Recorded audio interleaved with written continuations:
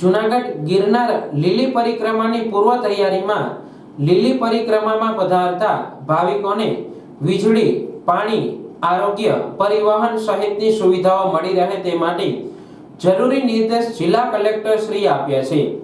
સફાઈ મુદ્દે પરિક્રમામાં રૂટ પર 1000 કચરાપેટી મુકાશે। પ્લાસ્ટિકને અટકાવવા વન વિભાગ અને સેવાકીય સંસ્થાઓ દ્વારા કાપડની થેલીનું વિતરણ થશે। ફ્રી વાહન પાર્કિંગના સાઇન બોર્ડ અને પરિક્રમાર્થીઓ પરિક્રમાના રૂટથી ન ભટકે તે માટે પણ જરૂરી સાઇન બોર્ડ મુકાશે। જૂનાગઢ જિલ્લા કલેક્ટર અનિલ કુમાર રાણાવાસિયાએ ગિરનાર લીલી પરિક્રમાના રૂટનું નિરીક્ષણ કર્યા બાદ જિલ્લા વહીવટી તંત્રના અધિકારીઓ સાથે સમીક્ષા યોજી હતી।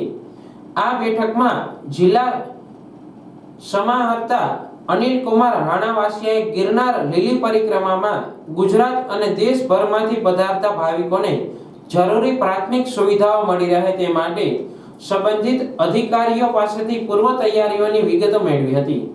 આ સાથે જૂનાગઢ કલેક્ટર શ્રીની પહેલથી સીપીઆર એટલે કે હૃદય અને ફેફસાને પુનઃજીવિત કરવાની પ્રક્રિયાની ગિરનાર લીલી પરિક્રમા દરમિયાન ફરજ બજાવનાર અધિકારી કર્મચારીઓને તાલીમ આપવામાં આવી હતી। મહત્વનું એ છે કે ગિરનાર લીલી પરિક્રમાનો રૂટ 36 કિલોમીટર જેટલો લાંબો હોવાની સાથે કઠિન પણ છે। આ તાલીમ આપનાર ડોક્ટર અંજલિ ઉનડકટ જણાવે છે કે હૃદય અને ફેફસાને પુનઃજીવિત કરવાની પ્રક્રિયા એટલે કે સીપીઆર દ્વારા લોકોને જીવ બચાવી શકાય છે। આ કરીને ગિરનાર લીલી પરિક્રમાનો રૂટ લાંબો અને ચઢાણવાળો હોવાથી ડિહાઇડ્રેશનના કારણે બેભાન થઈ જાય છે કે હૃદય બંધ પડી જવાની સ્થિતિમાં સીપીઆર દ્વારા ટૂંકા ગાળામાં લોકોનો જીવ બચાવી શકાય છે।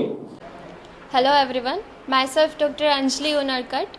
Right now I am practicing at GMS Medical College, Junagadh as an anesthesiologist.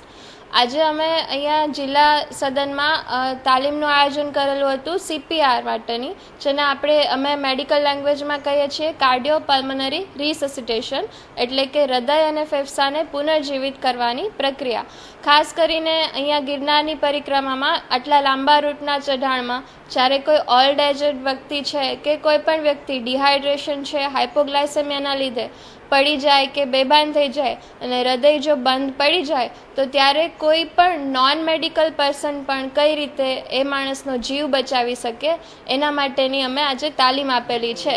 એ ફક્ત 3 મિનિટનો ટૂંકા સમયગાળામાં કોઈ પણ નોન મેડિકલ વ્યક્તિ પણ એ હૃદયને કમ્પ્રેશન આપી અને શ્વાસોશ્વાસ કૃત્રિમ રીતે આપી અને પેશન્ટનો કે દર્દીનો જીવ બચાવી શકે છે।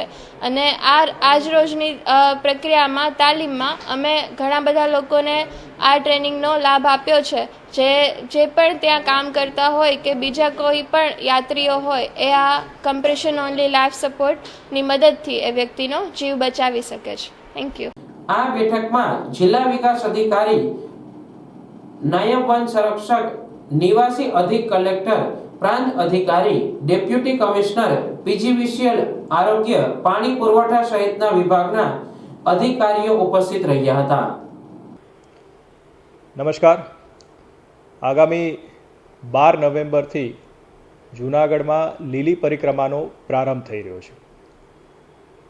આ પરિક્રમામાં પધારનાર તમામ ભાવિકોનું જિલ્લા વહીવટી તંત્ર તરફથી હું કલેક્ટર અનિલ રાણાવાસિયા હાર્દિક સ્વાગત કરું છું।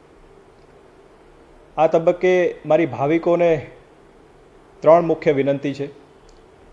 એક કે આ પરિક્રમા આપ જાણો છો એ પ્રમાણે 12 નવેમ્બરથી 15 નવેમ્બર દરમિયાન થવાની છે, તો આ 12 નવેમ્બરે જ આ પરિક્રમાનો પ્રારંભ કરો એવી ખાસ મારી આગ્રહભરી વિનંતી છે।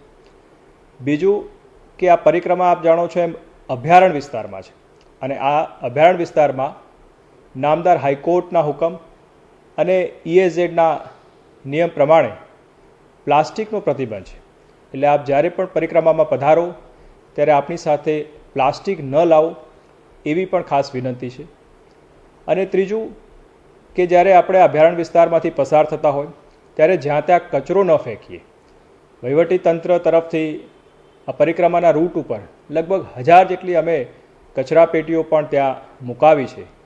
આપ આ કચરાપેટીનો ઉપયોગ કરો અને એની અંદર જ કચરો નાખો એવી પણ મારી ખાસ વિનંતી છે, જેથી આપણે આ જંગલને સ્વચ્છ રાખી શકીએ, સુંદર રાખી શકીએ અને કચરા મુક્ત રાખી શકીએ અને આવી રીતે આપણે પ્રકૃતિનું જે જતન છે એ કરી શકીએ અને ખૂબ સારા માહોલમાં આપણે આ પરિક્રમા પૂર્ણ કરીએ એ માટે વહીવટી તંત્રને સહકાર આપવા માટે તમામ ભાવિકોને મારી આગ્રહભરી ફરીથી વિનંતી છે. ધન્યવાદ.